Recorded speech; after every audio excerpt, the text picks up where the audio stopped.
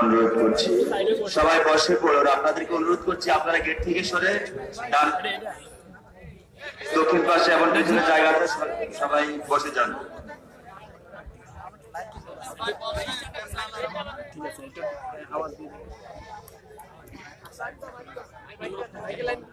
Michael লোককে Michael line দেন, Michael line আসে line দেওয়া আছে।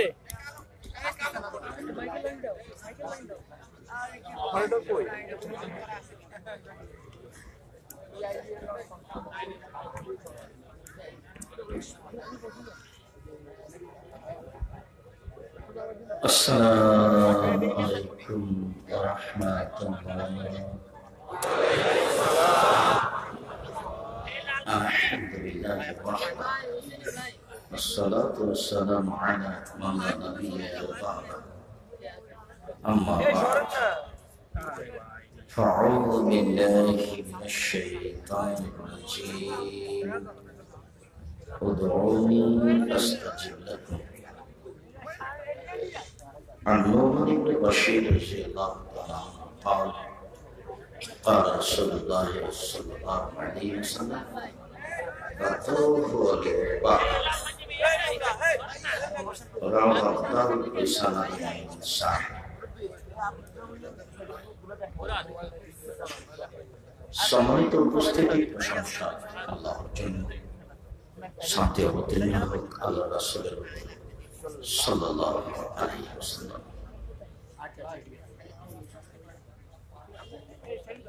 এর আগে কিছুদিন পূর্বে লক্ষ্মীপুর শহরের মধ্যে এসেছিলাম। সেই দিন সম্ভবত বক্তব্যের বিষয় ছিল আল্লাহ ভীতি। আজকে আমরা আলোচনা করব মনে করছি প্রার্থনা, বিশেষ প্রার্থনা। আল্লাহ ভীতির সাথে আমরা আল্লাহর কাছে চাইব। আল্লাহর নিকট চাওয়া সম্পর্কে এক গুরুত্বপূর্ণ সংক্ষিপ্ত তথ্যবহুল বিবরণের চেষ্টা করব ইনশাআল্লাহ। সম্মানিত উপস্থিতি, আপনারা যারা ডান দিকে আছেন দাঁড়িয়ে থাকার জন্য সামনের দিকে আসেন। পেছন দিকে থাকলে হয়তো বা কথা বলার সুযোগ পাবেন। অবশ্যই আপনারা কেউ কথা বলিয়েন না। অনেক দূর থেকে এসেছি, আপনার জন্য এসেছি, আপনার কিছু উপকার করতে চাই। এখন আপনি কোন কাজ আমাকে দেখায়েন না দয়া করে, যেহেতু আপনার কোন কাজ আমি দেখব না। আপনার কোনো কথা, আপনার কোনো প্রয়োজনীয় কর্ম আমি এখন দেখতে রাজি নই। কাজেই ভদ্রতা বজায় রেখে দয়া করে যে যেখানে আছেন চুপ থেকে আলোচনা শোনার জন্য চেষ্টা করুন। কাউকে মুখে সহযোগিতা করিলেন না, হাতের ইশারায় বসার জন্য অনুরোধ করুন। সম্মানিত দিনী ভাই, চাওয়া, প্রার্থনা করা কাজটি অতীব ভালো। আবু হুরায়রা রাদিয়াল্লাহু তাআলা আনহু বলেন, রাসূল সাল্লাল্লাহু আলাইহি ওয়াসাল্লাম বলেছেন, লাইসা শাইউন আকরামা ইনদাল্লাহি মিনাদ দুআ। প্রার্থনা করার চেয়ে, চাওয়ার চেয়ে আল্লাহর কাছে অতীব প্রিয় কোনো কাজ নেই। আল্লাহর নিকটে সবচেয়ে প্রিয় পছন্দনীয় কাজ যে মানুষ আল্লাহর কাছে চাইবে, এতে তিনি খুব খুশি। এটাই তার কাছে খুব প্রিয় কাজ। আবার না চাইলে তিনি অসন্তুষ্ট হন। আবু হুরায়রা রাদিয়াল্লাহু তাআলা আনহু বলেন, রাসূল সাল্লাল্লাহু আলাইহি ওয়াসাল্লাম বলেছেন, মান লাম ইয়াসআলিল্লাহ ইযযা আলাইহি। আল্লাহর কাছে যে চায় না, আল্লাহ তার উপরে অসন্তুষ্ট হন, রাগ করেন। আপনি একটা ভ্যান তার কাছে চান না কেন? রায়পুর বাজারে একটা বাড়ি করার জন্য তাকে একটু বলেন না কেন? রাস্তায় চলাচলের জন্য একটা গাড়ি নিতে হবে, এটা একটু তাকে বলেন না কেন? যদি তাকে না বলেন তাহলে উনি অসন্তুষ্ট হন। আবু হুরায়রা রাদিয়াল্লাহু তাআলা আনহু বলেন, রাসূল সাল্লাল্লাহু আলাইহি ওয়াসাল্লাম বলেছেন, মান লাম ইয়াসআলিল্লাহ, যে আল্লাহর কাছে চায় না, ইযযাব আলাইহি, আল্লাহ তার উপরে রাগ করেন, অসন্তুষ্ট হন। সবচেয়ে প্রিয় পছন্দনীয় কাজ তার কাছে চাওয়া, প্রার্থনা করা। আমরা বিগত দিনের আলোচনায় একটা আলোচনা করছিলাম যে লাইসা শাইউন আহাব্বা ইলাল্লাহি মিন কাতরাতাইনি, আল্লাহর নিকটে সবচেয়ে প্রিয় হচ্ছে এক ফোঁটা চোখের পানি।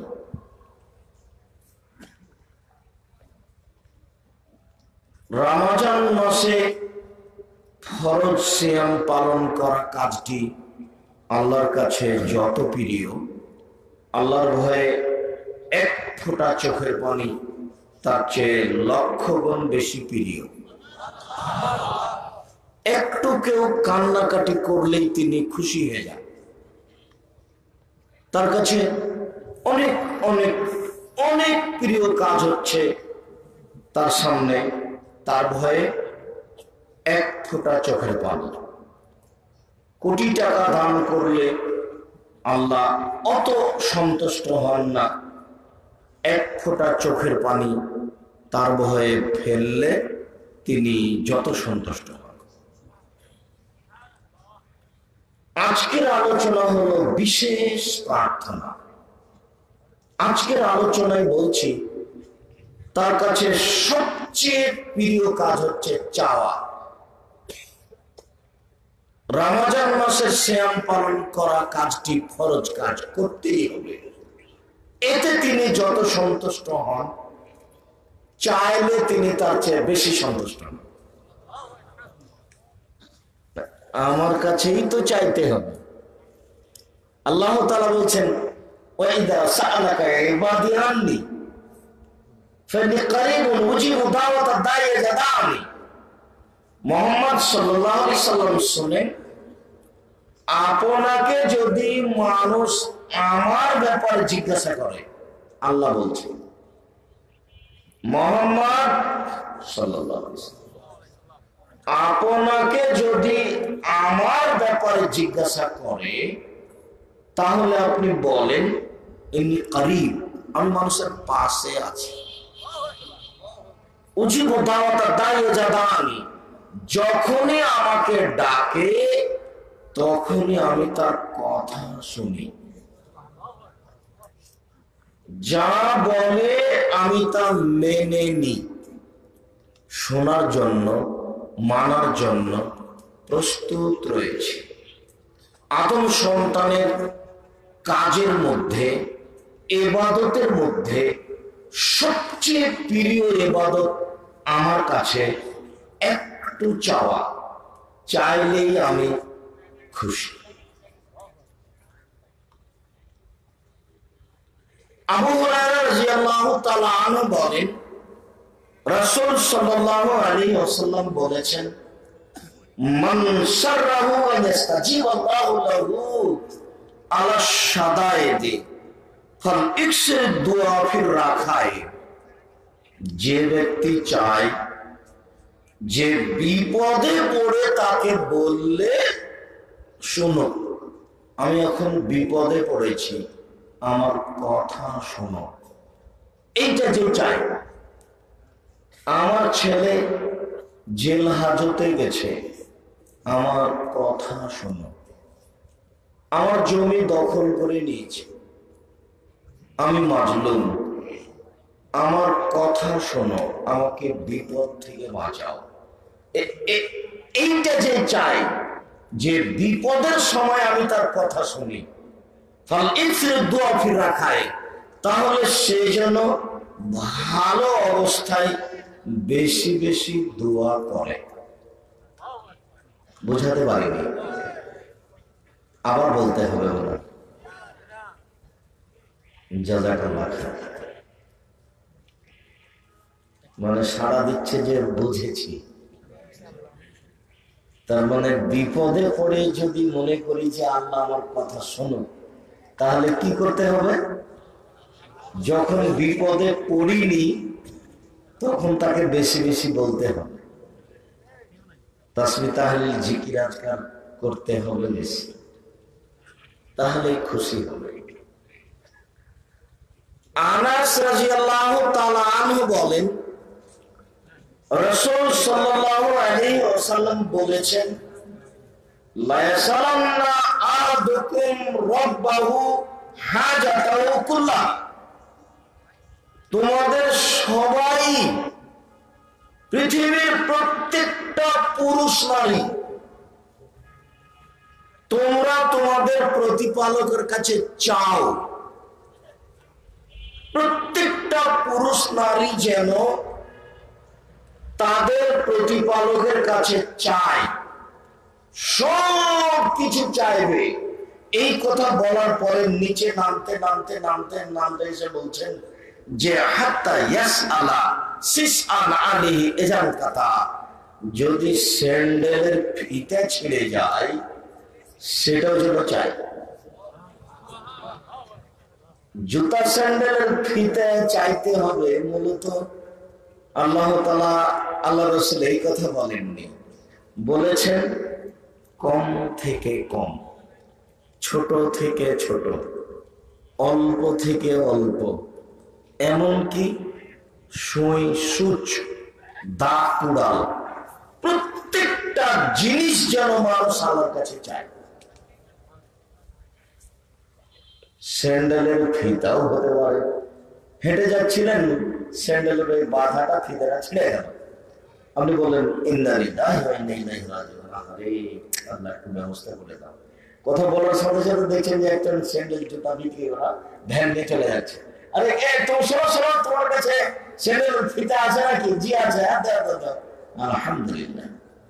এটা হতেও তো পারে। আল্লাহ নবী বলছেন যে তোমরা তোমাদের প্রতিপালকের কাছে সবকিছু চাও, সবকিছু চাও। এই কথাটা বলার পরে নিচে নামতে লাগলেন, নামতে নামতে বলছেন যে স্যান্ডেলের ফিতে ছিঁড়ে গেলে সেটাও চাও না? সেটাও চাও। এর অর্থ হলো কম থেকে কম জিনিসও চাও, কোন মাধ্যম লাগবে না, পীর লাগবে না, ফকির লাগবে না, দরবেশ লাগবে না, আপনি পারবেন। ড্রেনে পড়ে থাকলেও পারবেন, জঙ্গলে থাকলেও পারবেন, সাগরেও থাকলেও পারবেন, কোন পীর দরবেশ লাগে না। আশ্চর্য প্রতিপালক, সবাই বলতে পারে, কোন মাধ্যম নেই, মাধ্যমের দুশ্চিন্তা করতে হবে না। সবাই বলতে পারে যে আমার একটা ভ্যানের ব্যবস্থা করে দাও, ঢাকা শহর একটা বাড়ির ব্যবস্থা করে দাও। চাইলে বড়টা চাইবেন, ছোটটা চাইবেন কেন? আর কি ঠেকা বেঁধে যে দিতে পারে না আপনাকে? যারা ঢাকাতে বাড়ি করে আছে সেও তো মানুষ, তো তাকে দিয়েছে, আমাকে দিতে পারেন না? পারেন তো, আমরা একটু বলি না, বলি তো অন্তত।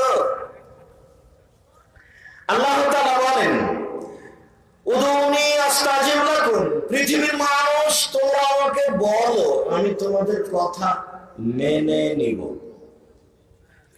উদুনি আস্তাজিব লাকুম, তোমরা আমার কাছে চাও, প্রার্থনা করো, আমি তোমাদের প্রার্থনা কবুল করব। আমাকে বলো, আমার কাছে চাও। মহান আল্লাহ বলেন উদু রাব্বাকুম তাজাররুআন খুফিয়া, তোমরা তোমাদের প্রতিপালককে ডাকো অতীব গোপনে, অতীব বিনয়ে। তোমরা তোমাদের প্রতিপালককে ডাকো অতীব গোপনে, অতীব বিনয়ে। মহান আল্লাহ বলেন অযকুর রাব্বাকা ফি নাফসিক, আপনি আপনার প্রতিপালককে ডাকেন মনে মনে।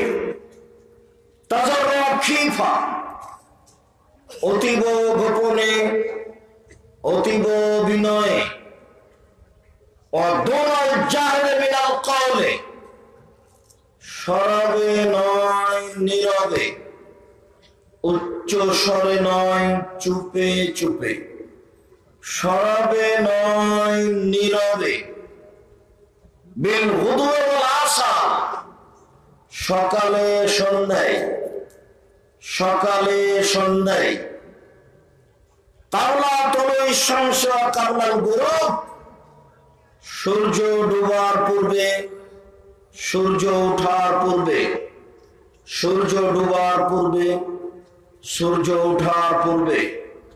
ওয়ালা তাকুন মিনাল গাফিলিন, অলস হয় না, সাবধান, বেখেয়াল হয় না, অলস হয় না, গাফেল হয় না, বেখেয়াল হয় না। সূরা সাজদা পড়ে সর অভ্যাস আছে, সূরা মুলক পড়ে সর অভ্যাস আছে, ইখলাস ফালাক নাস 3 বার করে পড়ে সম্পূর্ণ শরীরে হাত লাগিয়ে সর অভ্যাস আছে, আয়াতুল কুরসি পড়ে সর অভ্যাস আছে, সূরা বাকারার শেষ 2 আয়াত পড়ে সর অভ্যাস আছে। আজকে ভালো লাগে না, আজকে একটু শুয়ে যাই, এই ঢং দেখাবেন না। বুঝাতে পারেননি কথা। শেষে আল্লাহ বলছেন জরুরি আদেশ, গাফেল হবে না, বেখেয়াল হবে না, অলস হবে না। তোমার অভ্যাস আছে ইখলাস ফালাক নাস 3 বার পড়া সর সমাতে, আজকে কেমন কেমন লাগছে বলে শুয়ে যাচ্ছ কেন? আগে পড়ো, তারপরে জীবন বাজি রেখে পড়ো। ইবাদত কাজ সামাজিক কাজের চেয়ে অনেক অনেক অনেক কঠিন। সকাল 10টায় দোকান খুলেছি, রাত 10টায় বন্ধ করব, 12টা পর্যন্ত হিসাব নিকাশ মিলাবো। বউ খুব অসন্তুষ্ট, বউ বলছে তোমার হিসাব নিকাশ রাখো, তোমার ব্যবসা বাণিজ্যের কিছু বলেছি, তুমি আমার সাথে কথাই বলো না।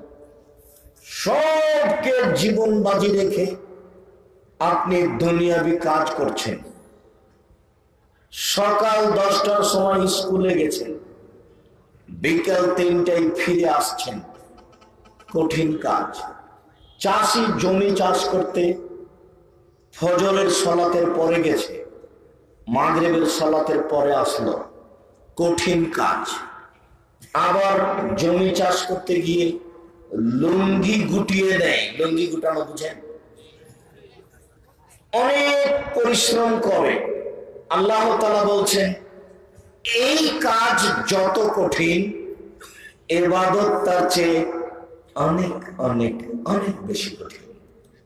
মহান আল্লাহ বলেন ফাইদা ফারাগতা ফানসব ওয়া ইলা রাব্বিকা ফারগাব, আপনি যখন দুনিয়াবি কাজ থেকে অবসর হবেন তখন কঠোর শ্রমে আত্মনিয়োগ করুন।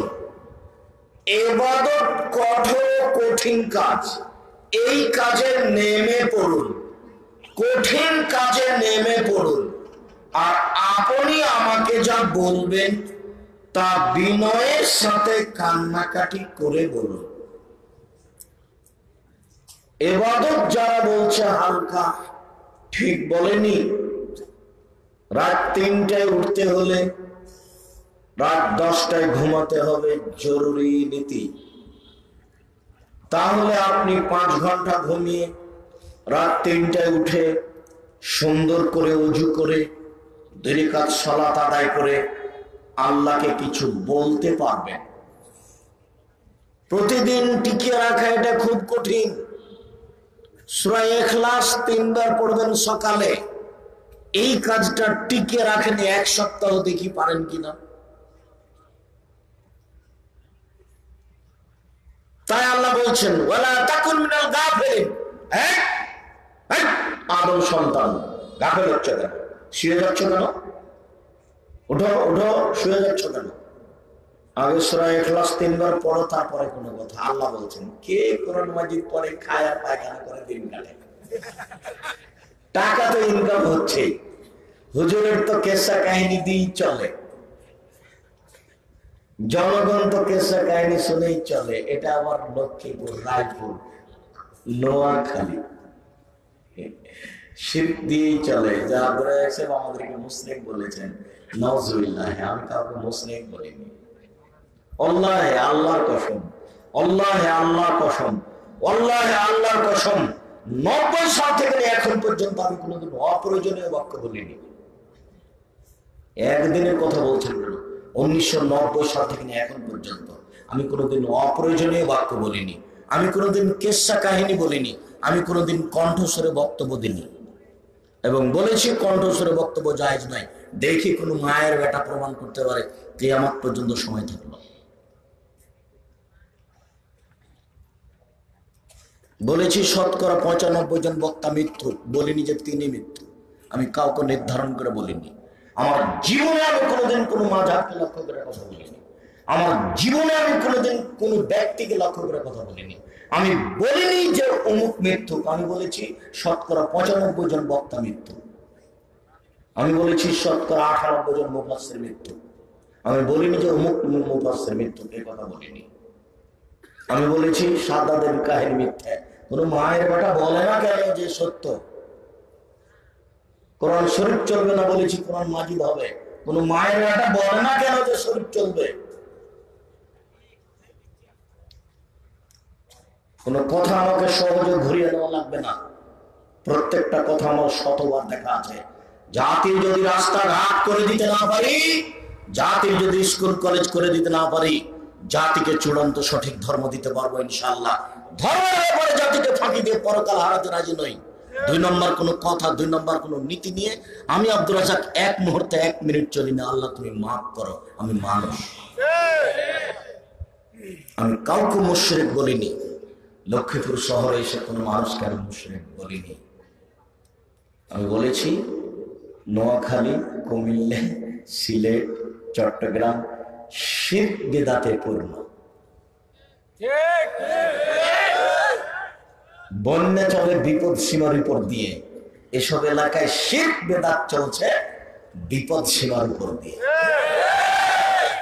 আল্লাহ বলছেন আল্লাহ তাকুন মিনাল গাফিলিন, তোমরা গাফিল হয় না। এটা কে পড়বে, কে বুঝবে? আছে তো কোরআন মাজিদে, পড়ে কে পড়বে, কে বুঝবে? সম্মানিত দিনী ভাই বোন, রাসূল সাল্লাল্লাহু আলাইহি ওয়াসাল্লাম বলেন,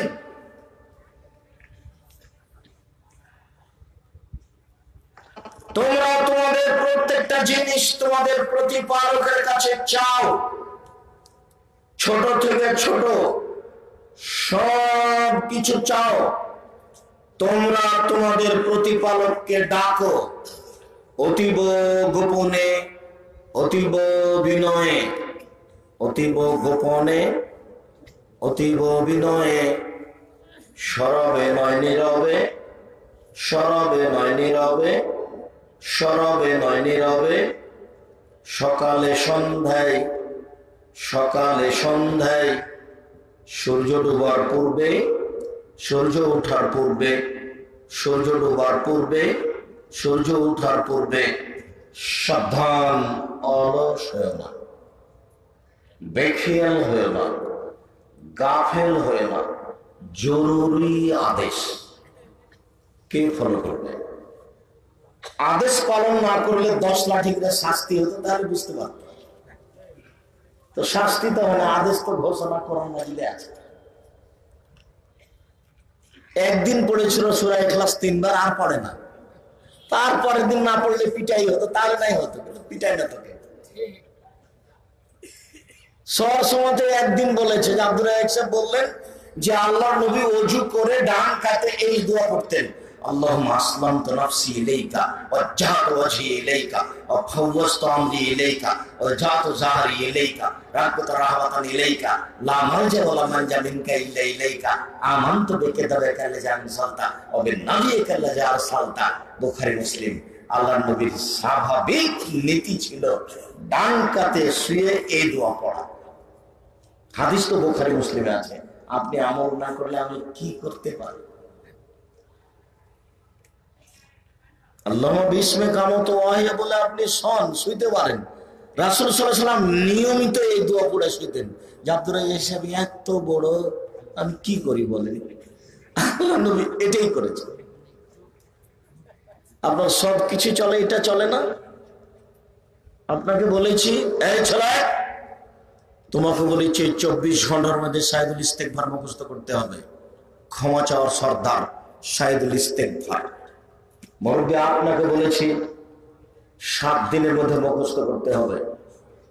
আল্লাহুম্মা আনতা রাব্বি লা ইলাহা ইল্লা আনতা খালাকতানি ওয়া আনা আবদুকা ওয়া আলা আহদিকা ওয়া আদিকা মাসতাতাতু আউযু বিকা মিন শাররি মা সানাতু আবু আলাকা বিনি'মাতিকা আলাইহি ওয়া আবু বিজামি ফাগফির লি ফা ইন্নাহু লা ইয়াগফিরু যুনুবা ইল্লা আনতা।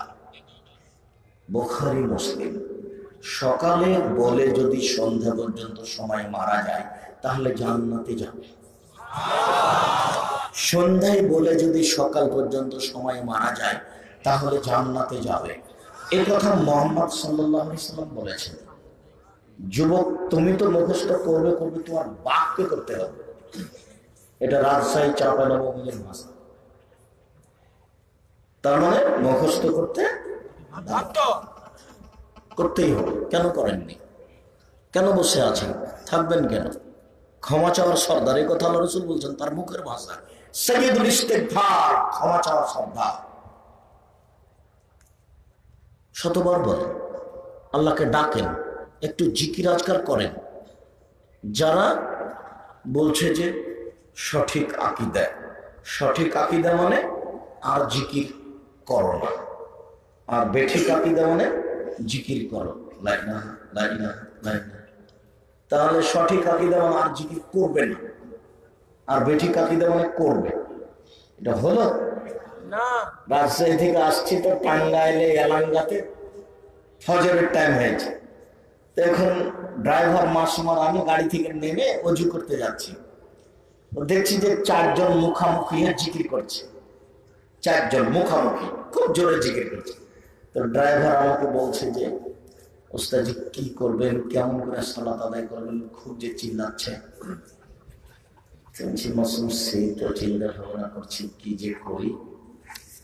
তো ওযু করে ওই মসজিদে নিয়মিত সালাত আদায় করি আমরা, এর আগে কোনোদিন দেখিনি। তো ঢুকে একবারে খুব জোরে সালাম দিলাম, আসসালামু আলাইকুম। আগে সালাত হবে, তারপরে জিকির। এমনিতেই খুব জোরে বললাম। কণ্ঠতে বুদ্ধি হারিয়ে গেল নাকি চুপ হয়ে গেছে। তারপরে আমরা সালাত আদায় করলাম। সালাত আদায় করে বললাম যে নবীর নীতিতে জিকির করলে জান্নাত, নাহলে পরকাল হারাবে। আসসালামু আলাইকুম। বলছে আপনাকে চিনি।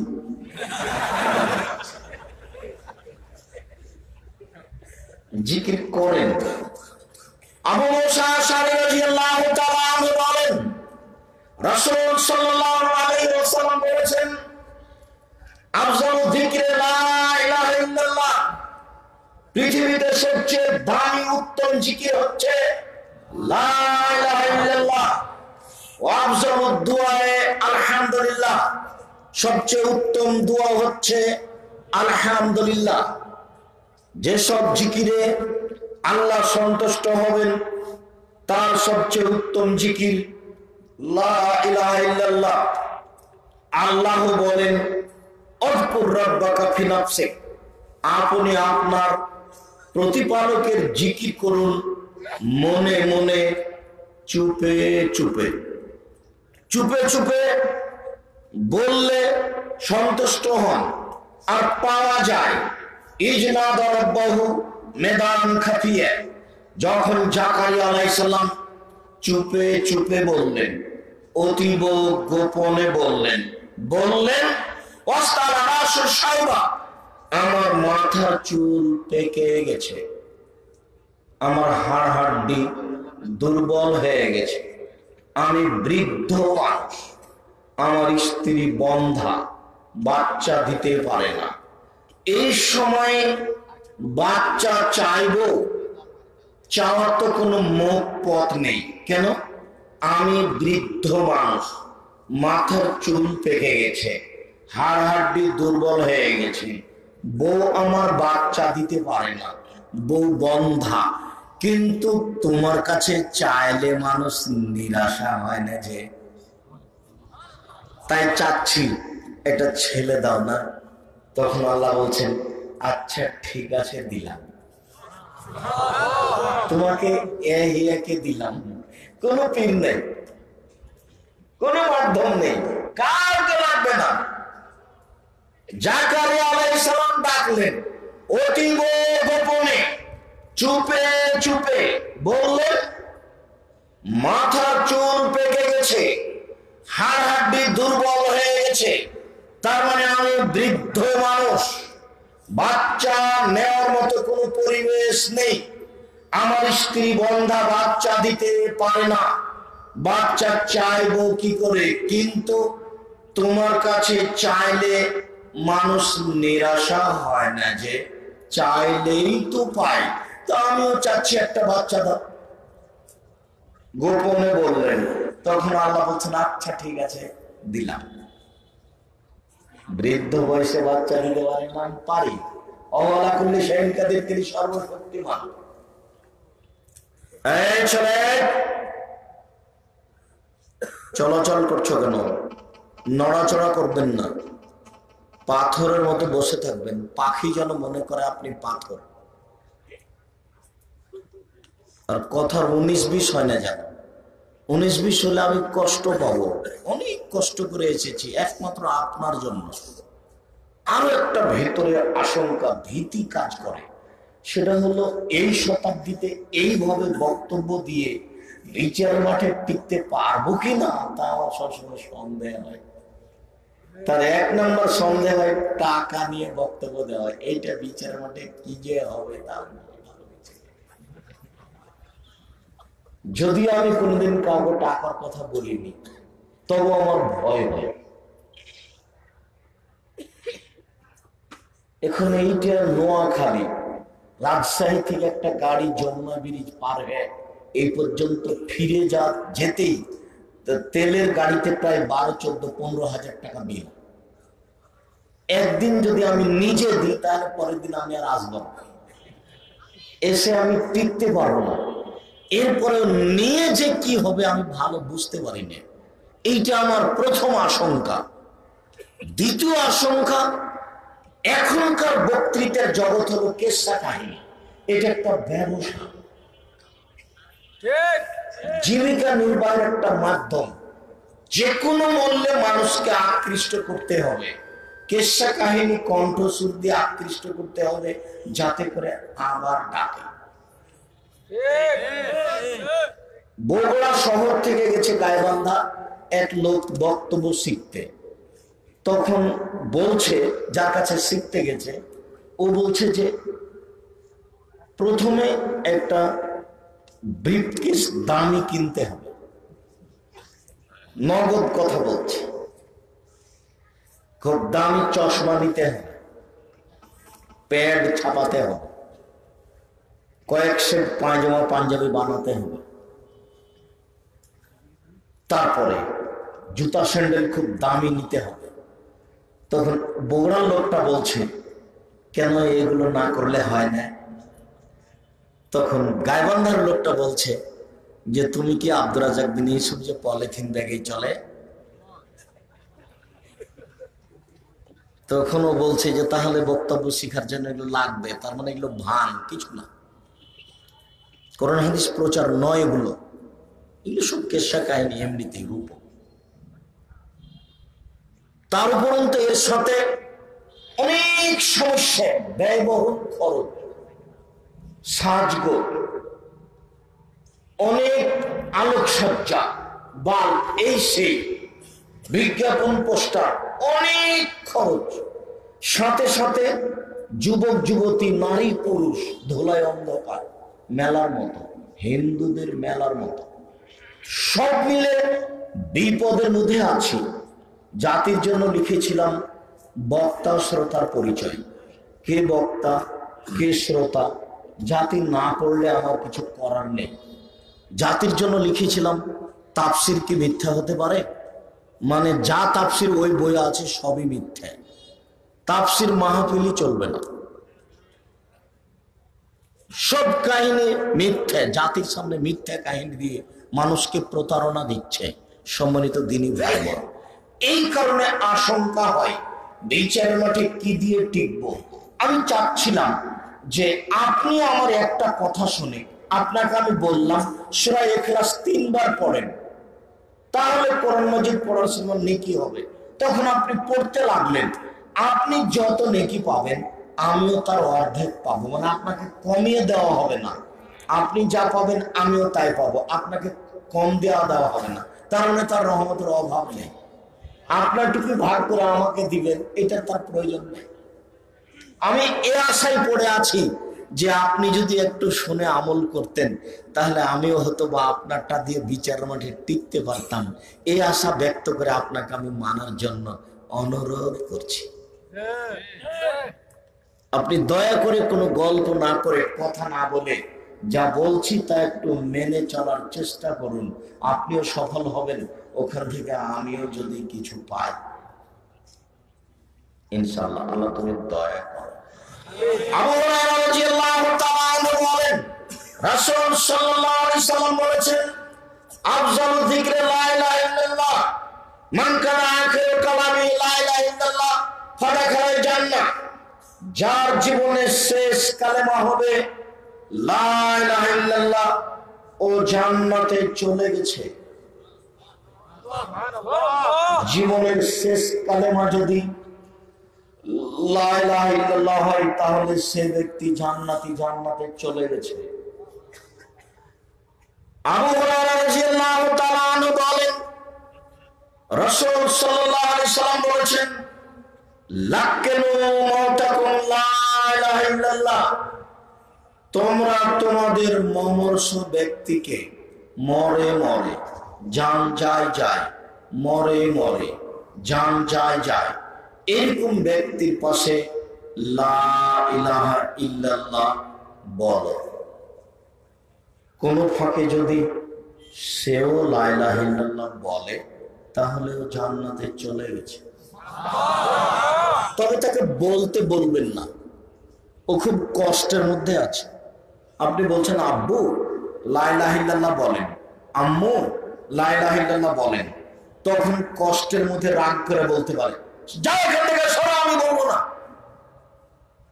এটা হতে পারে, যার কারণে পাশে পড়বেন।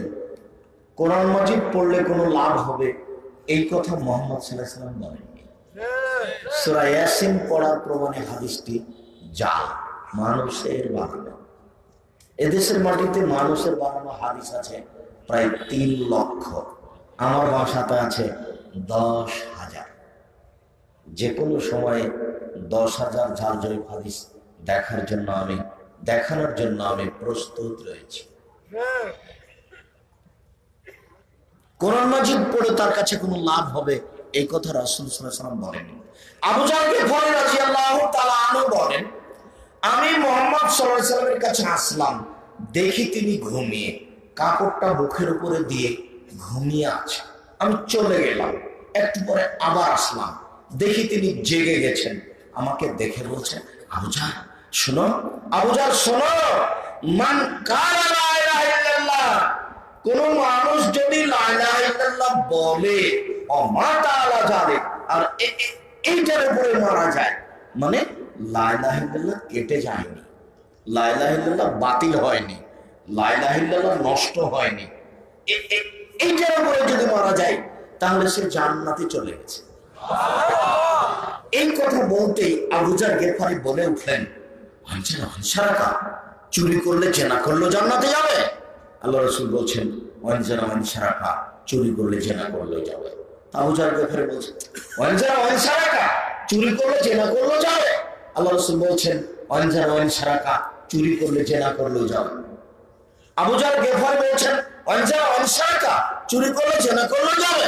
আল্লাহ রাসূল বলছেন, আনসারাকা, চুরি করলে জেনা করলেও যাবে। আল্লাহ আবু জাহলের নাক মাটিতে মিশিয়ে যাক, আমি বলছি যাবে, তুমি আপত্তি কর কে? তার মানে জেনা মহাপাপ, এই কথা ঠিক। চুরি মহাপাপ, এই কথা ঠিক। কিন্তু এই পাপে লা ইলাহা ইল্লাল্লাহ কেটে যায় না,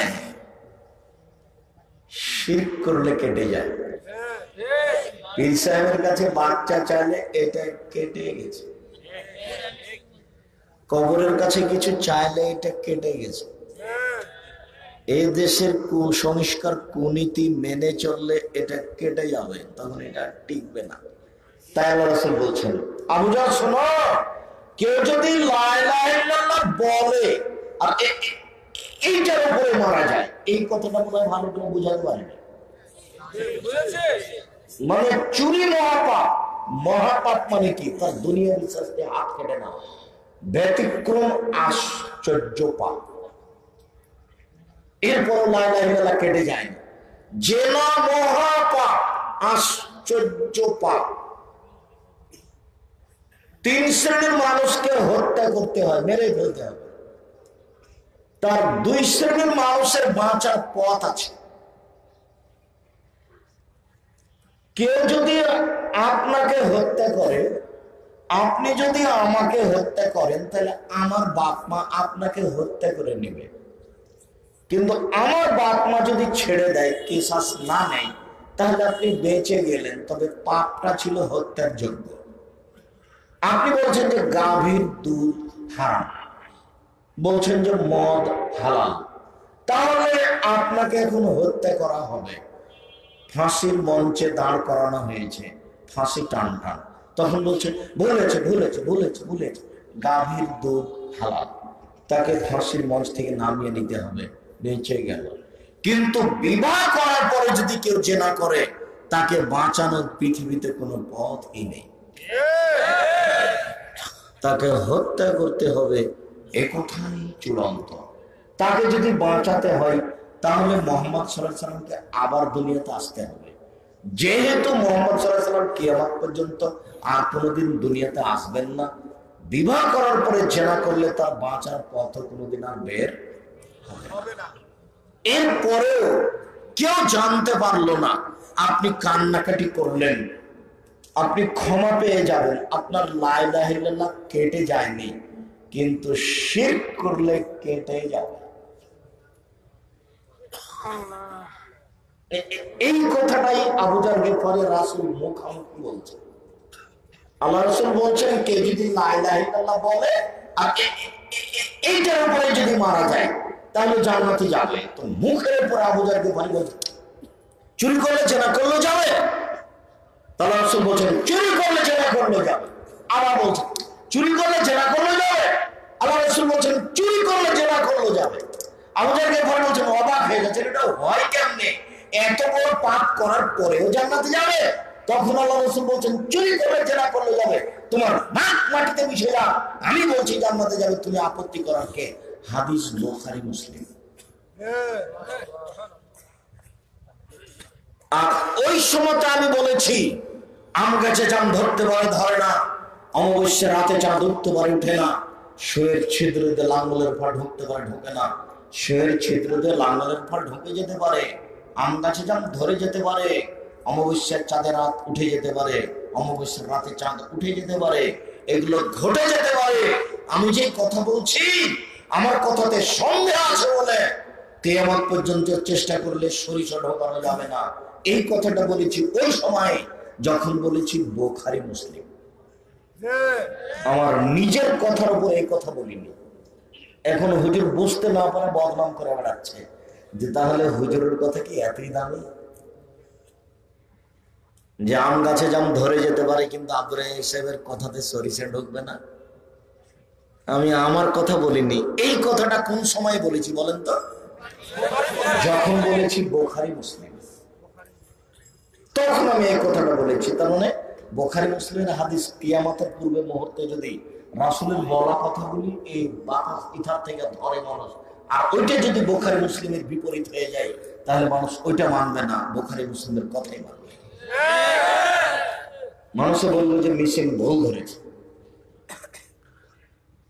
যেটা বুখারী মুসলিম আছে সেটাই চূড়ান্ত। এই কথাটাতে আমি বলেছি আম গাছ জাম ধরতে পারে, হুজুর বুঝতে পারে।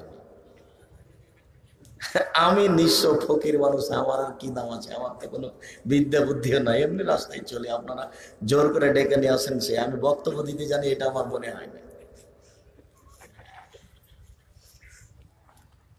আর আমি গতি নীতি স্বাভাবিকভাবে চলাফেরা পোশাক আদি ওই ছাত্র জীবনে যা ছিল এখনো তাই আছে, ওইভাবেই আছে, কোনোদিন পরিবর্তন করার প্রয়োজন মনে করিনি। আর কে কিভাবে বক্তব্য দিচ্ছে সেটা আমি কোনোদিন দেখিও নি।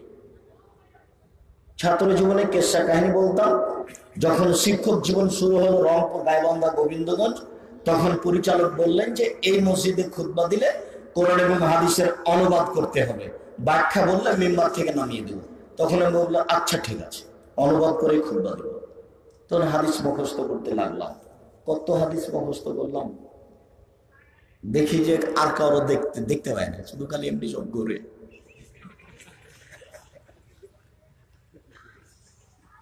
কি যে বলে, আল্লাহ রহম করো। 3 লক্ষ টাকা দিয়ে শারজা পার্ক ভাড়া করা হয়েছে, এজাহার ফরিদি, পিস টিভি। এখন বই পুস্তক দেখে যে বক্তব্য দেওয়া যাবে এটা তখন মনে হয় নিয়ম প্রথমে ছিল না।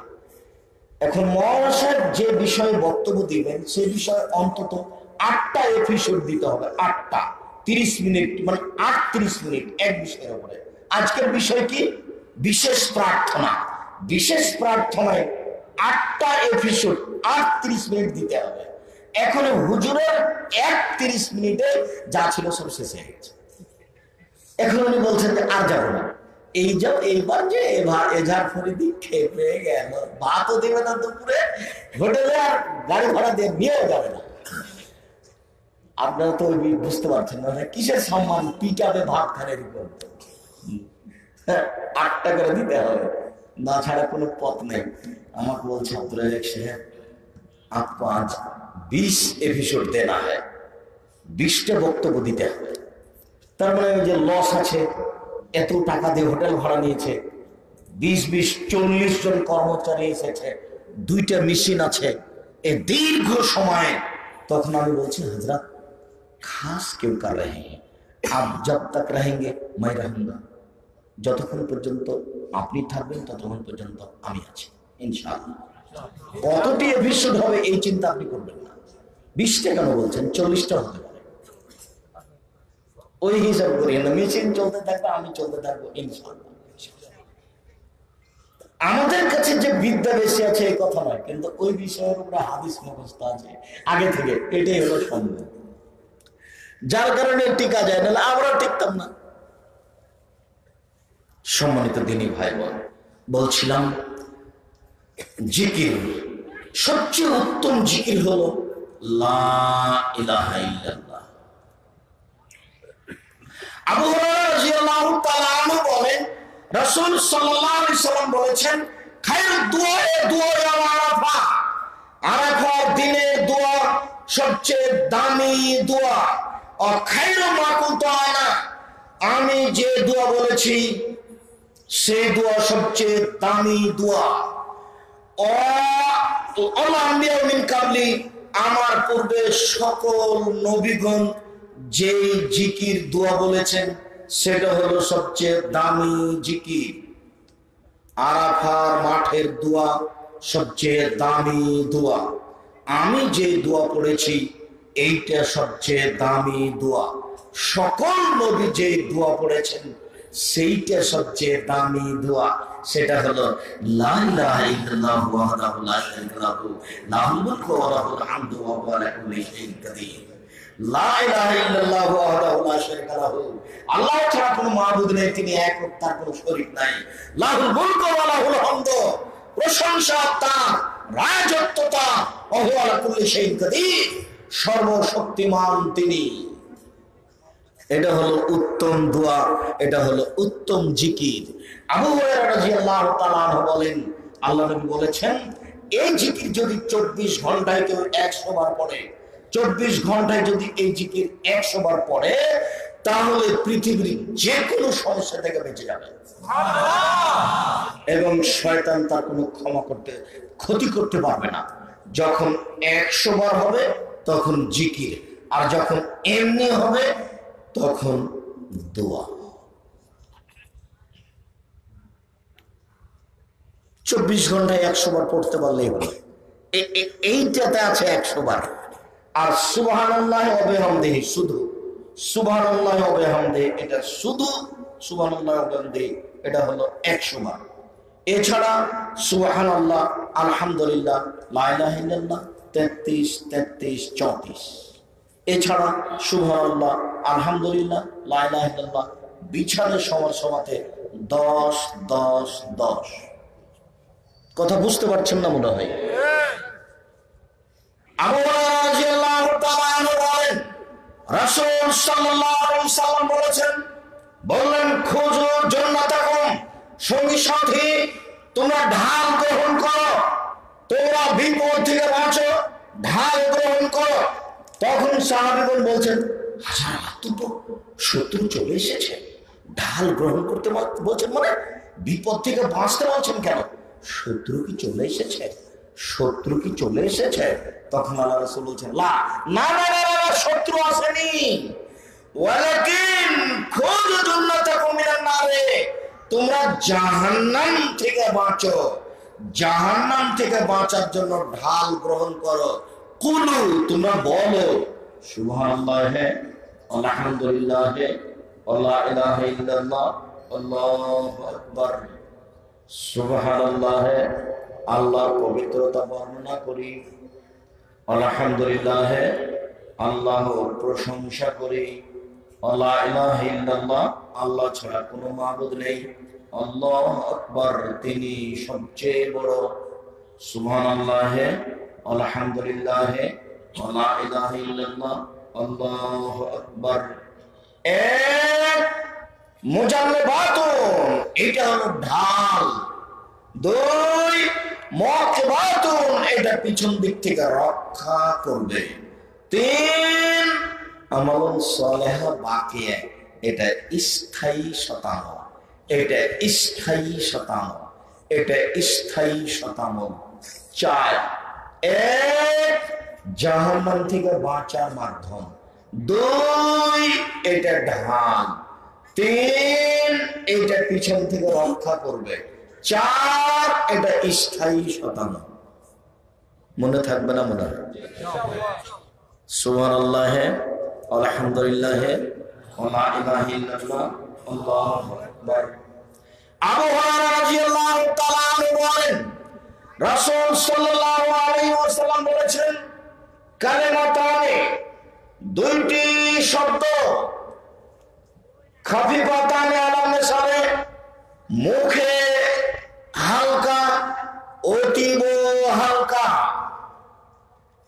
সাকিলাতানে ফিল মিজানে, দাড়ি পাল্লায় ভারী, অতীব ভারী, হাবিবাতানে ইলা রহমানে, রহমানের নিকটে প্রিয়, অতীব প্রিয়। এক সুবহানাল্লাহি ওয়া বিহামদিহি, আল্লাহর পবিত্রতা বর্ণনা করি প্রশংসা সহকারে। সুবহানাল্লাহিল আযীম, মহান আল্লাহর পবিত্রতা বর্ণনা করি। এবার কোনো সংখ্যা নাই, যে যা পারে, যে যা পারে। সুবহানাল্লাহি ওয়া বিহামদিহি, সুবহানাল্লাহিল আযীম, যে যা পারে। খুব খুশি হন, তার তাসবিহ করলে, প্রশংসা করলে খুব খুশি। বলছেন, পৃথিবীর মানুষ শোনো শোনো, কেউ যদি সুবহানাল্লাহ বলে তাহলে আমি তার দাড়ি পাল্লাকে নেকি দিয়ে ভর্তি করে দেব। আর কেউ যদি সুবহানাল্লাহ ওয়া আলহামদুলিল্লাহ বলে তাহলে আমি আকাশ জমিনের ফাঁকাটা নেকি দিয়ে পূর্ণ করে দেব। খুব খুশি, তাসবিহ করলে খুব খুশি। তাসবিহটা তার একেবারে খুশি যে যা চাবেন তাই দিয়ে দেব। দেখেন না প্রশংসা করলে কেমন খুশি হয়। প্রশংসা দিয়ে চাওয়া কাটতে শুরু হয়েছে। আলহামদুলিল্লাহ রাব্বিল আলামিন, বিশ্ব জগতের প্রতিপালকের প্রশংসা। আর রহমানির রহিম, তিনি পরম দাতা, দয়ালু, মালিক ইয়াউমিদ্দিন, তিনি বিচার দিনের মালিক।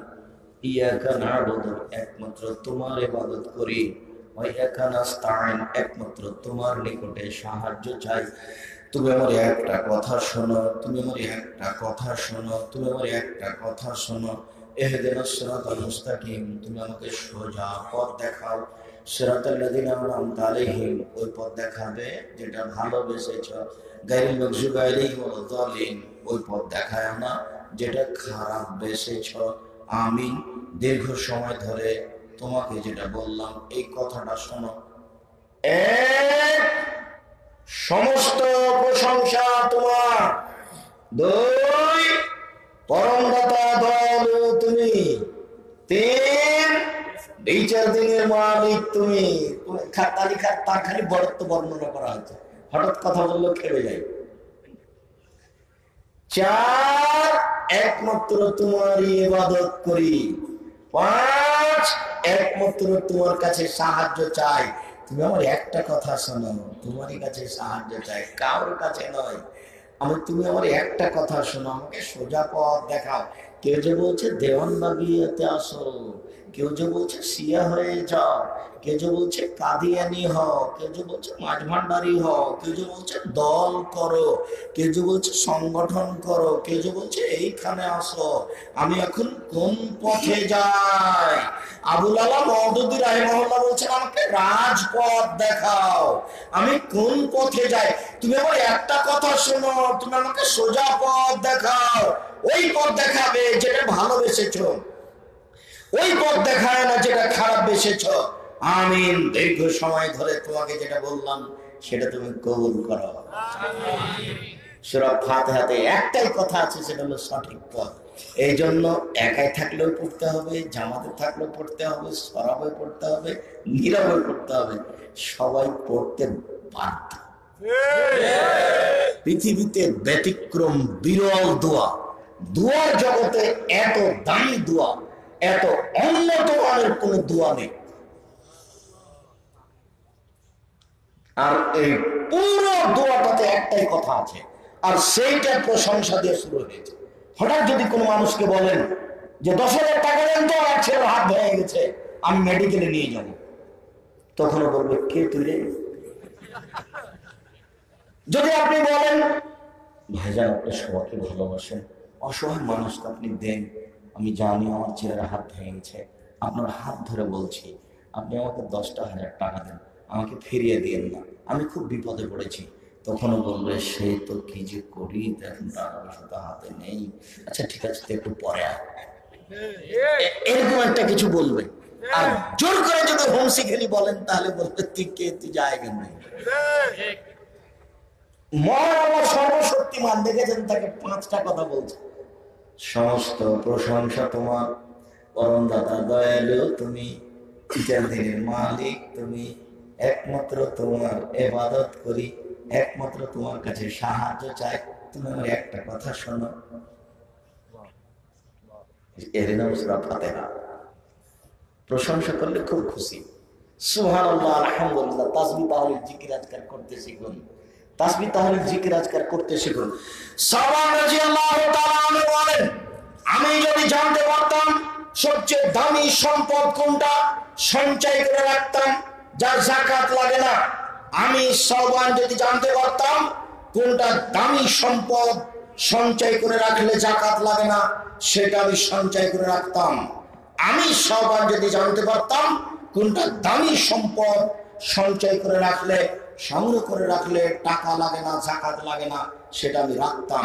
তখন আল্লাহ রাসূল বলেছেন শোনো শোনো শোনো, আফজালহু, সবচেয়ে দামি সম্পদ, সম্পদ যত আছে তার সবচেয়ে দামি সম্পদ এক লিসানুন যাকির, ওই জিহ্বা যে জিহ্বা জিকির করতে পারে, সুবহানাল্লাহ, আলহামদুলিল্লাহ, আল্লাহু আকবার, লা ইলাহা ইল্লাল্লাহ, আস্তাগফিরুল্লাহ বলতে পারে। সেই জিহ্বা হচ্ছে দামি সম্পদ, সঞ্চিত সম্পদ, যার যাকাত লাগে না। একটু এখানে আরেকটা কথা আছে, এদিকে লক্ষ্য করেন। এই ছেলে, তুমি ঘুমাচ্ছ নাকি? এইদিকে লক্ষ্য করেন, এখানে আরেকটা দামি কথা আছে। রাসূল সাল্লাল্লাহু আলাইহি ওয়াসাল্লাম বলছেন, শোনো সঙ্গী সাথী, শোনো শোনো শোনো, তোমাদেরকে পিছন দিক থেকে ধাক্কা মেরে জাহান্নামে নিক্ষেপ করে কি, এটি কি তোমরা জানো? সঙ্গী সাথী বলতে পারো মানুষকে পিছন দিক থেকে ধাক্কা মেরে জাহান্নামে নিক্ষেপ করে কি? সঙ্গী সাথী তোমরা কি বলতে পারো? আল্লাহ নবী বলছেন, সঙ্গী সাথী তোমরা কি বলতে পারো পিছন দিক থেকে ধাক্কা মেরে জাহান্নামে নিক্ষেপ করে কি? এই কথা বলতে বলতেই ফাঁকা দেখো জিবা মানুষকে পিছন দিক থেকে ধাক্কা মেরে জাহান্নামে নিক্ষেপ করে। সবচেয়ে খারাপ জিনিস জিবা। ওই যে দোকানে বসে আড্ডা পিটছেন না, দোকানে বসে আড্ডা পিটছেন আর বদনাম হচ্ছে। আশ্চর্য, কোন দল করলে আপনি কারো বদনাম করবেনই, করাই লাগবে।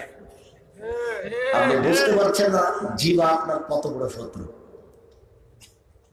সবচেয়ে দামি সম্পদ জিবা, সবচেয়ে খারাপ সম্পদ জিবা।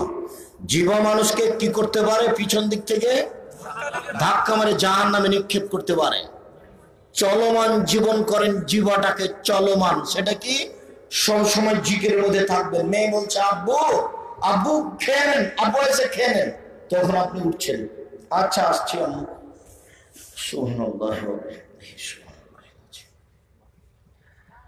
ছেলে বলছে আব্বু যাবেন না? যাবেন না কি বাজারে যাবেন? হ্যাঁ আব্বু যাবো, চলো যাই।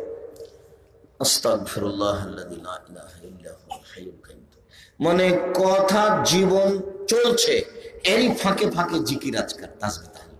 এটা হলো জিকিরের চলমান জীবন।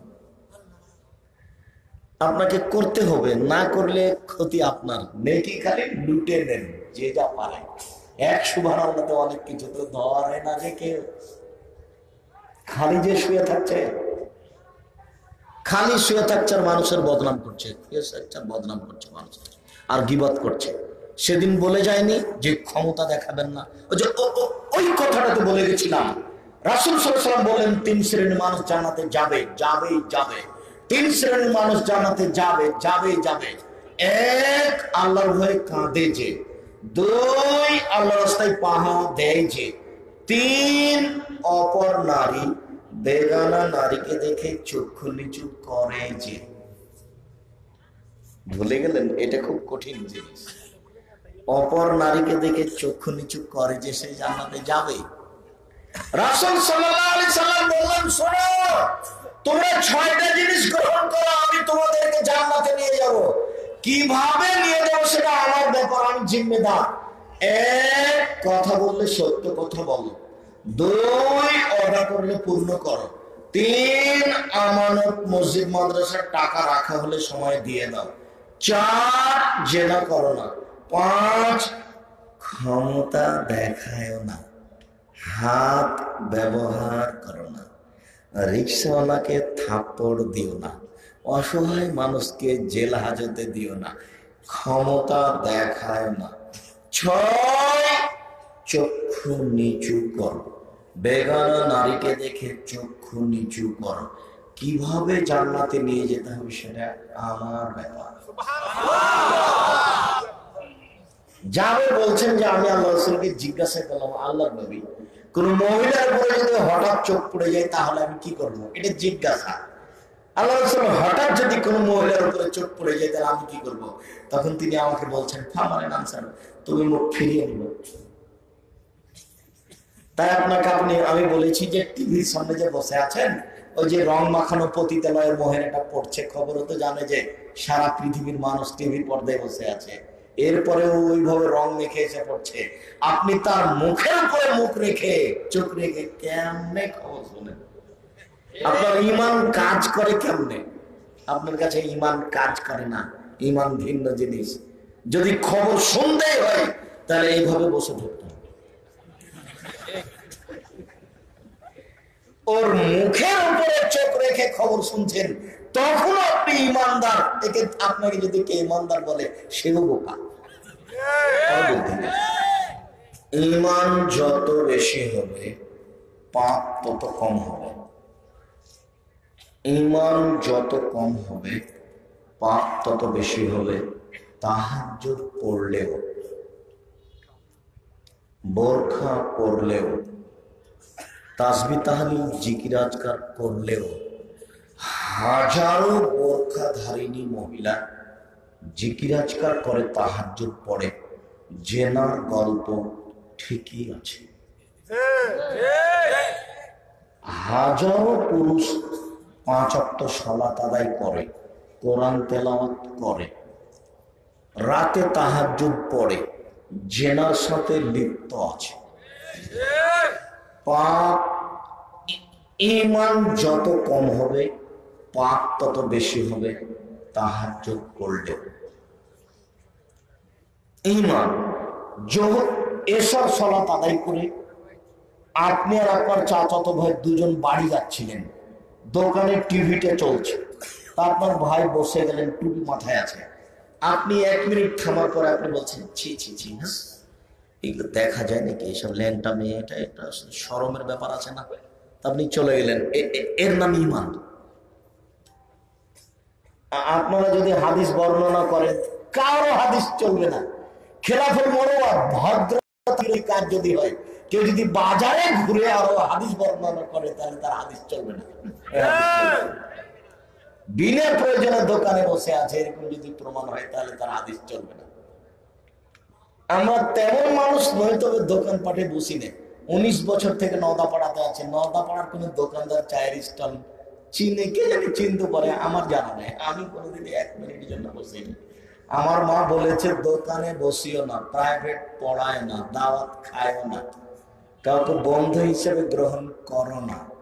এগুলো রহস্য জানি না, তো আমার মা বলতেন যে বন্ধু হিসেবে গ্রহণ করিও না, সবাই তোমার বন্ধু। কাউকে যদি বেশি ভালোবাসো, কয়েকদিন পরে তোমার পেটে ছুরি দিয়ে চলে যাবে, তাহলে সবাই তোমার বন্ধু। এই 4টা কথা আমার মা বলে আমাকে বিদায় করতেন বাড়ি থেকে। এখন তো দাওয়াত মানুষের বাড়িতে না খেলে চলে না, কিন্তু দোকানে বসা অভ্যাস কোনোদিনই নেই, আজও নেই। এখন পর্যন্ত আমি কোনোদিন চায়ের স্টলে বসে চা খেয়েছি, এটা আমার মনে নেই। হাটে বাজারে আমাদের তো তেমন যাওয়া লাগে না, মহিলার তো কোনো প্রশ্নই আসে না, আর আপনার বই বাজার করে। কেমন আপনি ইমানদার আমি নিজেও বুঝি না। ইমান আপনার কাজ করে কিভাবে? আবু হুরায়রা রাদিয়াল্লাহু তাআলা আনহু বলেন, রাসূল সাল্লাল্লাহু আলাইহি ওয়াসাল্লাম বলেছেন,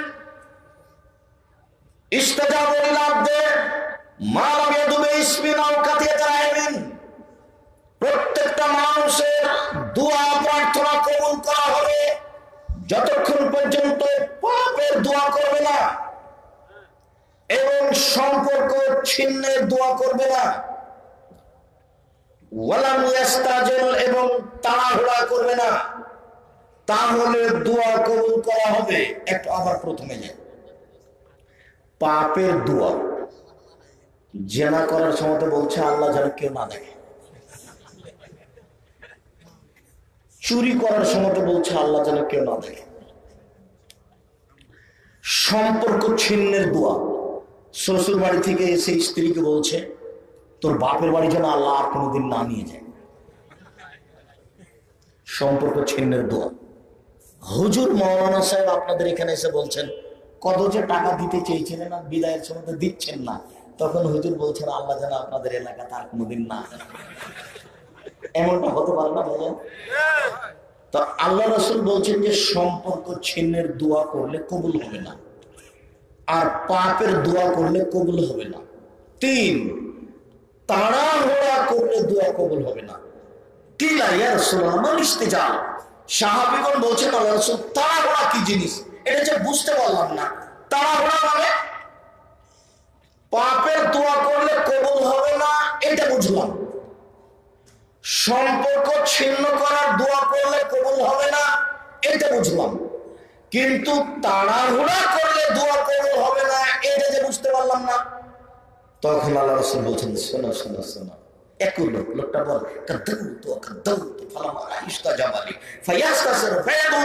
বলে দোয়া করেছি দোয়া করেছি, কত দোয়া করেছি, কোন দোয়া কবুল হয় না, তারপরে অলস হয়ে যায়, তারপরে দোয়া ছেড়ে দেয়। এই হলো তাড়াহুড়া। মুসলিম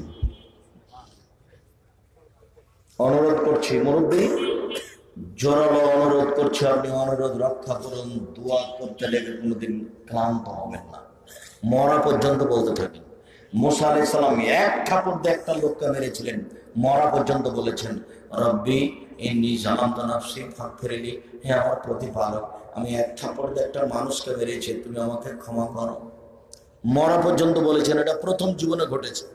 মরা পর্যন্ত বলার পরে বিচারের মাঠে যখন আমরা যাব, আমরা গিয়ে বলবো যে আপনি আমাদের জন্য একটু বলেন, তখন বলবেন আমার প্রতিপালক আমার উপরে রাগ করেছেন, এরকম রাগ পূর্বে কোনোদিন করেননি, পরে কোনোদিন করবেন না। নাফসি নাফসি, আমার যে কি হয়তো আমি নিজে বুঝি না, আমি এক থাপ্পড় দিয়ে একটা লোককে মেরেছিলাম, এখন যদি আল্লাহ আমাকে জিজ্ঞাসা করেন আমার কি হবে?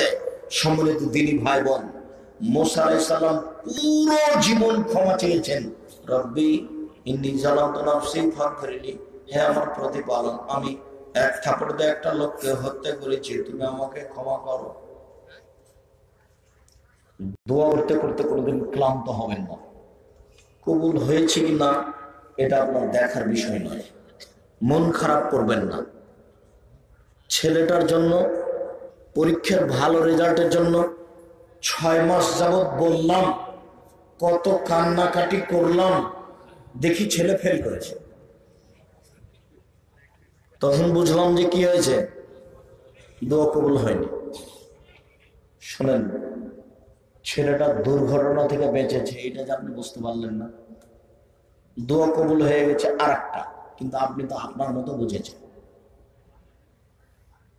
এমনটা হতে পারে এই দোয়ার জন্য আপনার জন্য জান্নাত ঘোষণা হয়েছে, কিন্তু আপনি তো জানতে পারলেন না। তা আপনি কেন অলস হচ্ছেন? আল্লাহ রাসূল বলছেন যে 3টা কারণে দোয়া কবুল হয় না।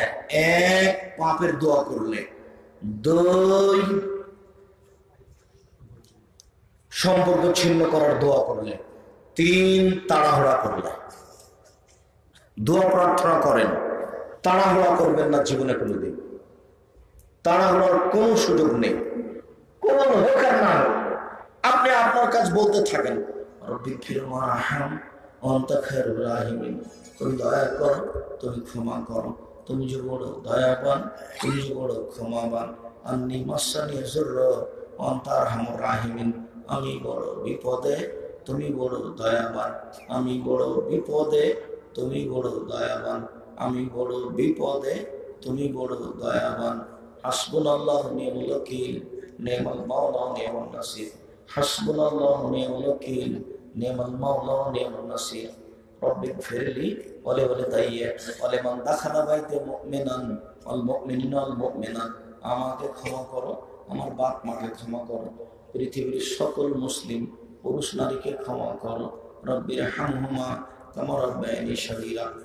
আমার বাপ মা বাল্য অবস্থায় আমাকে যেভাবে দেখেছিল, আল্লাহ তুমি আমার বাপ মাকে সেইভাবে দেখো। রব্বানা আতিনা ফিদ দুনিয়া হাসানাতাও ওয়া ফিল আখিরাতি হাসানাতাও ওয়া কিনা আযাবান নার। আল্লাহ তুমি আমাকে ইহকালে কল্যাণ দাও, পরকালে কল্যাণ দাও, তুমি আমাকে জাহান্নাম থেকে বাঁচাও। আপনি সময় করে নিচ্ছেন না কেন? আমার জরুরি অনুরোধ, আপনি একটু সময় বের করেন এবং বলেন। আবু হুরায়রা রাদিয়াল্লাহু তাআলা বলেন, রাসূল সাল্লাল্লাহু আলাইহি সাল্লাম বলেছেন, দাওয়াতুল আখিয়ে বেজাহারিল গায়বে মুস্তাজাবাতুন। অতীব গুরুত্বপূর্ণ কথা। আপনি আপনার ভাইয়ের জন্য যদি দোয়া করেন তাহলে দোয়া কবুল হবে। অন্তরাল থেকে, দূর থেকে আপনি এখান থেকে বলছেন, আল্লাহ আব্দুর রাজ্জাক সাহেবকে হেফাজতে রাখো। দিনরাত শুনছি যে সিলেট সুনামগঞ্জে মামলা হয়েছে 1000 কোটি টাকা। শুনছি সিলেট কোর্টে মামলা হয়েছে 5000 কোটি টাকা। তুমি তাকে রক্ষা করো, তুমি সর্বশক্তিমান। এইরকম দোয়া কবুল হবে। আর যদি বলেন যে ভালো হয়েছে, এটা কবুল হবে না। বলাটা লস, বলাটা বৃথা, বলাতে আপনি ক্ষতিগ্রস্ত হয়ে যাবেন। ঠিক হয়েছে এটা বলছেন কেন? অনেকের প্রয়োজন হয়, খুব প্রয়োজন হয় যে বলে ঠিক হয়েছে। এই জন্য সবাই দোয়া করবেন সিজদায়, আল্লাহুম্মা ইন্নী আউযু বিকা মিন জাহদিল বালায়ে ওয়া দারাকিস সাকায়ে ওয়া সুইল কাযায়ে ওয়া শামাতাতিল আদা।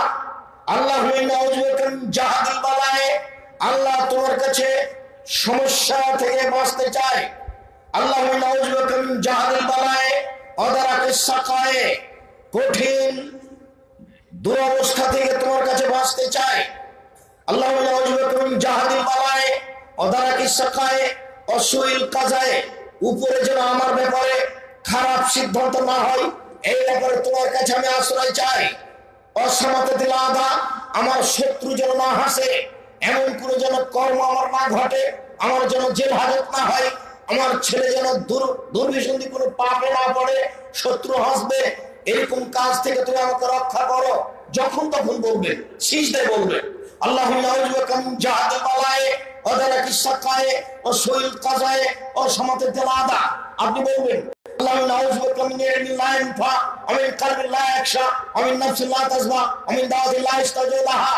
আমি এই দোয়া করতে চাই না যে দোয়া কবুল হয় না। আমি ওই অন্তর চাই না যে অন্তর তৃপ্তি লাভ করে না। আমি ওই দোয়া করতে চাই না যে দোয়া কবুল হয় না। আমি ওই বিদ্যা চাই না যে বিদ্যা উপকার করে না। আল্লাহুম্মা আউযুবিকা মিন ইলমিন লা ইয়ানফা, ওই বিদ্যা আমি চাই না যে বিদ্যা উপকার করে না। আমিন কালবিন লা ইয়াখশা, আমি ওই অন্তর চাই না যে অন্তর কান্নাকাটি করে না। ওই অন্তর চাই যে অন্তর মাঝে মধ্যে কাঁদে, ঝরঝর ঝরঝর করে চোখের পানি ঝরে। এই অন্তর, এই কলিজা তোমার কাছে চাচ্ছি। আমিন নাফসিন লা তাযবা, আমি ওই আত্মা চাই না যে আত্মা তৃপ্তি লাভ করে না, খালি বলে আরো, খালি বলে আরো, এরকম আত্মা চায় না। আমিন দাওয়াতিল লা ইস্তাজাবু লাহা, ওই দোয়া করতে চায় না যে দোয়া কবুল হয় না। ওই দোয়া করতে চায় না যে দোয়া কবুল হয় না। দুই রাকাত সালাত আদায় করে সিজদায় পড়ে বলতেই থাকবেন যতক্ষণ পর্যন্ত শক্তিতে কুলায়। আল্লাহুম্মা আউযুবিকা মিন জাহাদিল বালায়ে ওয়াদারাকিস সাকায়ে সুইল খাজায়ে ওয়াসামাতাতিল আদা। আল্লাহুম্মা আউযুবিকা মিন ইলমিন লা ইয়ানফা ওয়া মিন কলবিন লা ইয়াখশা ওয়া মিন নাফসিন লা তাযবা ওয়া মিন দাওয়াতিন লা ইস্তাজাবু লাহা। বলতে থাকবেন, ক্লান্ত হয়ে গেলে একবারে কষ্ট করে বলবেন। ইবাদত কোনোদিন হালকা নয়। রায়পুরের বাড়ি নোয়াখালীর মধ্যে সিজদে গেছে উঠেছে, ঠিক আছে, ইবাদত দিয়ে হবে। এখানে কান্নাকাটি আছে, এখানে কোনো বিনয়ী আছে, ইবাদত চলবে না। সবাই বলছে যে করছে তো কি করবেন, কিছু করার আছে? দূর থেকে দোয়া করেন, দোয়া কবুল হবে। রাসূল সাল্লাল্লাহু আলাইহি ওয়াসাল্লাম বলেছেন ওয়াইন্দা রাসিহিম আলাল মালিক ওয়াল মুআতা, যে লোকটা কারোর জন্য দোয়া করে তার মাথার পাশে একজন ফেরেশতা থাকেন। যে লোকটা কারোর জন্য দোয়া করে তার মাথার পাশে একটা ফেরেশতা থাকে। কুল্লামা দালি আখি বেখাইরি, যতবার তার ভাইয়ের জন্য ভালো দোয়া করে, যতবার বলে আল্লাহ আব্দুর রাজ্জাক সাহেবকে বিপদ থেকে বাঁচাও, ততবার কালাল মালাকুল মুআক্কাল আমিন, ততবার ওই ফেরেশতা বলে আমিন। তারপরে বলে ওয়ালাকা বিমিসলিম, তুমি তার জন্য যা বললে তোমার জন্য তাই, তুমি তার জন্য যা বললে তোমার জন্য তাই, তুমি তার জন্য যা বললে তোমার জন্য তাই। তুমি তো বললে আব্দুর রাজ্জাক সাহেবকে বিপদ থেকে রক্ষা করো, আমি ফেরেশতা বলছি আল্লাহ তোমাকেও বিপদ থেকে রক্ষা করো। মুসলিম। তো শত্রুর জন্য দোয়া করলে আপনার লাভ আছে না লস আছে? লাভ আছে। কোনদিন শত্রুর জন্য ক্ষতি চাইবেন না। শত্রু করুন, আল্লাহ তাকে হেদায়েত করুন। আপনি কারো পিছনে পড়বেন না, আপনি কারো ক্ষতি করার চেষ্টা করবেন না। আপনি শত্রুর জন্য দোয়া করবেন, এই দোয়া পড়বেন রব্বি গফিরলি ওয়া লিওয়ালিদাইয়া ওয়া লিমান দাখালা বাইতা মুমিনান ওয়াল মুমিনিনা ওয়াল মুমিনাত। এটা নূহ আলাইহিস সালাম বলেছিলেন। এটা সিজদায় পড়তে পাবেন, এটা কোরআন মাজিদের আয়াত। কোথায় পড়বেন? সালামের বৈঠকে। সালামের বৈঠক বুঝতে পারলেন না নাকি? আগে আত্তাহিয়াত, তারপরে দুরুদ, তারপরে দুআয়ে মাশরা, তারপরে যা মন চায়, তবে নিজের ভাষাতে নয়। কোরআন মাজিদের যত আয়াত মুখস্থ আছে, দোয়া মুখস্থ আছে, সব পড়েন। সাইদুল ইস্তিগফার পড়েন, যেটা আপনাকে ভালো লাগে। আপনি যখন একাই আছেন তারপর আপনি সালাম ফিরবেন। আবু হুরায়রা রাদিয়াল্লাহু তাআলা বলেন রাসূল সাল্লাল্লাহু আলাইহি ওয়াসাল্লাম বলেছেন লা তাদউ আলা আনফুসিকুম, তোমরা কখনো নিজের জন্য বদদুয়া করো না, কখনো বলবো না বেঁচে থাকার চেয়ে মরে যাওয়াই ভালো, সমস্যা যতই আসুক। ওয়ালা তাদউ আলা আমওয়ালিকুম, অর্থ সম্পদের জন্য বদদুয়া করবেন না। ভুলেও কখনো বলবেন না। এইদিকে লক্ষ্য করেন, এসব টাকা পয়সা থাকার চেয়ে না থাকাই ভালো। এরকম টাকা পয়সার বদ্ধ করবেন না। কেন? টাকা পয়সার প্রয়োজন আছে। ধরেন আপনাদের এই নতুন প্রতিষ্ঠানটার কথাই বলি, ধরেন আমার কথাই বলি, আমি তো নিঃস্ব মানুষ, ফকির মানুষ, কচুর পাতার পানি, যেইভাবে নড়ে পানিটা ওইভাবে টলটল করে। আমার কোনো দাম নেই। আমি 2টা প্রতিষ্ঠান পরিচালনা করি, প্রায় 2500 ছেলে মেয়ে পড়াশোনা করে। 1400 ছেলে মেয়ে শুধু রাজশাহীতে আছে। মাসিকা লিমিটেশন সহ এখন 12,15,000 টাকা বেতন লাগে মাসে। তো আপনি যদি টাকা ইনকাম না করেন তো ওদের বেতন দিবেন কি দিয়ে? আমি তো, আমার কাছে তো কোনো টাকা নাই, আমি তো ফকির মানুষ। নেবার বেতন দেন দেখি। ভুলেও কখনো টাকা পয়সার জন্য বদদোয়া করবেন না। ঘুমের ঘরে ব্যবসা করবেন, বলবেন যে আমি উসমানের মতন ধরি। আল্লাহ রাসূল বলছেন তাবুকের যুদ্ধে যেতে হবে 600 কিলোমিটার পথ। কে যেতে পারে? খুব কঠিন রাস্তা। কে কি দিতে পারে? ওমর বলছেন আমি অর্ধেক দিলাম রাদিয়াল্লাহু তাআলা। আবু বকর সিদ্দিক রাদিয়াল্লাহু তাআলা বলছেন আপনাকে আর আল্লাহকে বাড়িতে রেখে যাচ্ছে সবই দিলাম, ভ্যান ভাড়াও হবে না, বরকত হবে। উসমান রাদিয়াল্লাহু তাআলা বলেন আল্লাহ রাসূল যত মানুষ তাবুকের যুদ্ধে যাবে সমস্ত মানুষের অর্ধেক খরচ, খাওয়া খরচ আমি দিব। এর নাম টাকা। 30,000 মানুষ, 30,000, 15,000 মানুষকে 3 মাস খাওয়াবেন, 15,000 মানুষকে 15,000 উট দিবেন, যাতায়াত ব্যবস্থা দেবেন, তার নাম টাকা। টাকা ইনকাম না করলে দিনের কাজ হবে, ঘুমের ঘরে ব্যবসা করবেন। চিন্তা ভাবনা করবেন আমি ব্যবসায়ী, চিন্তা ভাবনা শুধু এটাই আমার, সালাত আদায় করবো। তারপরে আল্লাহ বলছেন যে যখন সালাত হয়ে যাবে তখন টাকা পিছনে লেগে যাবে, সূরা জুমা, তাই আছে না? জি, ওটা আল্লাহ বলছেন। চিন্তা করছেন কেন?